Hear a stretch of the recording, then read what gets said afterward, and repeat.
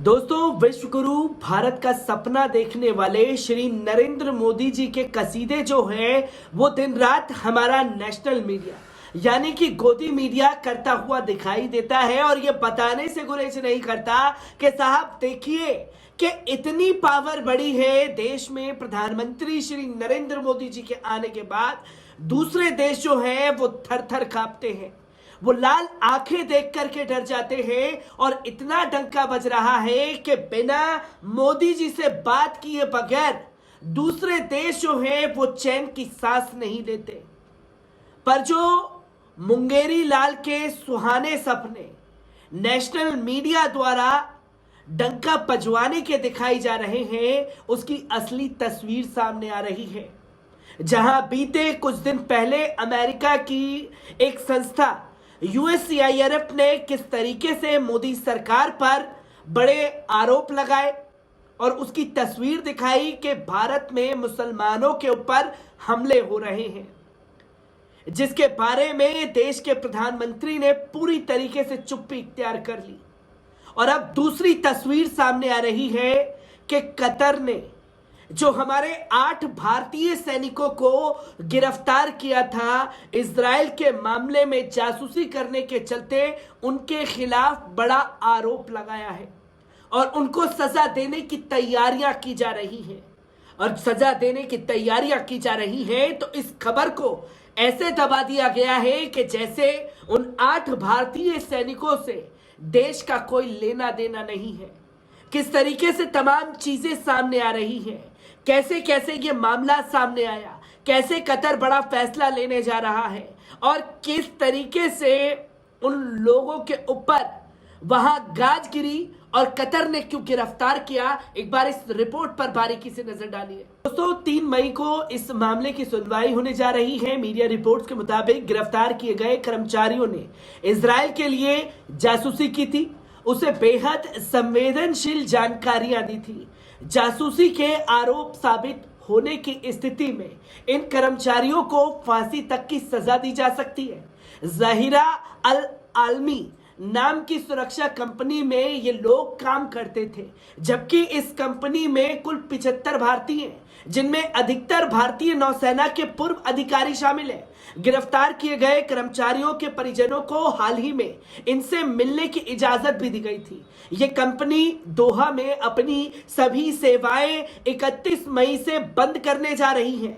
सभी भारतीयों को बता दिया गया है कि उनकी नौकरी खत्म कर दी जाएगी। रिपोर्ट के मुताबिक दोहा स्थित ज़हीरा अल आलमी ने अपने सभी भारतीय कर्मचारियों से कहा है कि वो इस्तीफा दे दें। द गार्जियन के एक रिपोर्ट के मुताबिक एडवांस्ड सर्विसेज एंड मेंटेनेंस नाम की एक कंपनी ज़हीरा अल आलमी की इमारतों, ठेकों और भारतीय कर्मचारियों समेत सभी संपत्तियों को अपने नियंत्रण में ले रही है।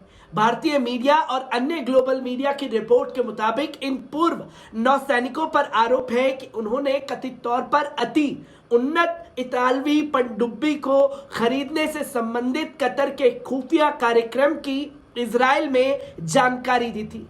यानी इन नौसैनिकों पर इजराइल के लिए जासूसी करने के आरोप भी लगाए जा सकते हैं। सितंबर 2022 से कतर को कैद में बंद 8 भारतीय सैनिकों के संबंध में सोशल मीडिया में अनेक लोगों के पोस्ट किए गए हैं। इन भारतीय सैनिकों को कतर में मौत की सजा दी गई है।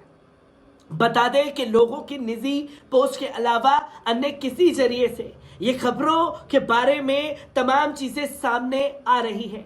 जासूसी के आरोप में गिरफ्तार 8 कर्मचारियों को पहले ही बर्खास्त कर दिया गया है। उनके वेतन का हिसाब किताब भी कर दिया गया है। मीडिया रिपोर्ट्स के मुताबिक गिरफ्तार किए गए कर्मचारियों ने संवेदनशील जानकारी इजराइल को दी थी। कतर में जासूसी के आरोप अगर तय होते हैं तो गिरफ्तार किए गए इन कर्मचारियों को फांसी तक की सजा दी जाएगी। ये रिपोर्ट द गार्जियन ने एक बड़ा खुलासा करते हुए कही, जहां उन्होंने ज़हीरा अल आलमी की इमारतें, ठेकों और भारतीय कर्मचारियों समेत सभी संपत्तियों को अपने नियंत्रण में ले लिया है, जिसके बाद बागडोर 2 फ्रांसीसी अधिकारियों के हाथों में है। इस कंपनी में ब्रितानी, फ्रेंच और ओमानी नागरिक कर्मचारी हैं। जो अब कतर की नौसेना को प्रशिक्षण देंगे। सितंबर 2022 में कतर सरकार ने 8 पूर्व भारतीय नौसैनिकों को गिरफ्तार किया था। मार्च में इन पर जासूसी के आरोप तय हो गए। हालांकि कतर सरकार ने भारत सरकार को इस बारे में अधिक जानकारी नहीं दी है, ना ही अभी तक इन अधिकारियों पर लगे आरोपों की पुष्टि की है। ये माना जा रहा है कि बुधवार को सुनवाई से पहले कतर भारतीय अधिकारियों के रिश्तेदारों को उन पर लगे आरोपों के बारे में अधिक जानकारी दे सकता है। मीडिया रिपोर्ट के मुताबिक कंपनी के प्रमुख खमीस अल आजमी और गिरफ्तार किए गए 8 भारतीयों के खिलाफ कुछ आरोप सामान्य हैं, जबकि कुछ खास किस्म के हैं, जिसमें गिरफ्तार भारतीय अधिकारियों के रिश्तेदारों ने इन आरोपों को पूरी तरीके से खंडन किया। खमीस अल आजमी ओमान की रॉयल एयर फोर्स से सेवानिवृत्त स्क्वाड्रन लीडर थे। उन्हें सितंबर में भारतीय अधिकारियों के साथ गिरफ्तार किया गया था, लेकिन बाद में नवंबर में उन्हें रिहा कर दिया गया था। भारतीय मीडिया और अन्य ग्लोबल मीडिया की रिपोर्ट के मुताबिक इन पूर्व नौसैनिकों पर आरोप है कि उन्होंने कथित तौर पर अति उन्नत इतालवी पनडुब्बी को खरीदने की तमाम जानकारियां जो हैं वो इजराइल के साथ साझा की थी, जिसकी जानकारी लोगों के सामने आई और इस पूरी खबर को जो है वो दबाने का काम किया गया है। जहां 8 सैनिकों का तो मामला सामने है, जिनको सजा दी जा सकती है कतर द्वारा। इनको बचाने के लिए भारत सरकार की तरफ से क्या कदम उठाए, ये सभी के जहन में लगातार ताजा हो रहा है। और दूसरा, 75 और भारतीयों को नौकरियों से निकालने का काम किया हुआ है जो इस कंपनी में जुड़े हुए थे। अब लोग सोशल मीडिया पर लगातार हुकूमत से सवाल कर रहे हैं, जिसमें एक शुभम शर्मा लिखते हैं कि 8 भारतीयों पर इजराइल के लिए जासूसी करना बड़ा महंगा।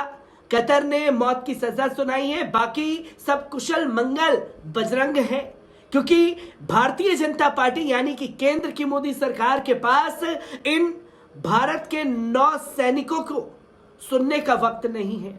जिसमें एक इब्राहिम शेख लिखते हैं, जासूसी के साबित होते ही तो इन कर्मचारियों को फांसी तक की सजा दी जा सकती है। भारत में होते हैं तो आईएसआईएस के लिए जासूसी करते हैं, बाहर कमाने गए तो इजराइल के लिए जासूसी करने लगे। लेकिन कतर भारत नहीं है जहां गद्दार हिंदुओं को हनी ट्रैप का लाभ देकर बख्शा जा सकता है। इसी के साथ साथ एक और ट्वीट इब्राहिम शेख द्वारा किया गया, जहां उन्होंने कहा, लेकिन अब सभी से कहा गया है कि 31 मार्च मई 2023 को उनकी नौकरी समाप्त हो जाएगी। जासूसी के आरोप में गिरफ्तार 8 कर्मचारियों को पहले ही बर्खास्त कर दिया गया है और उनके वेतन का हिसाब किताब भी कर दिया गया है। गिरफ्तार किए गए कर्मचारियों ने संवेदनशील जानकारी इजराइल को दी थी, जिसके सबूत कतर के पास है। जिसके बाद जितेंद्र वालिया लिखते हैं, पाकिस्तान मीडिया के अनुसार कतर में भारतीय नौसेना के 8 पूर्व अधिकारियों को मौत की सजा होने वाली है। इन तमाम भारत के न्यूज चैनल दिखा रहे हैं कि कांग्रेस ने मोदी को 91 गालियां दी।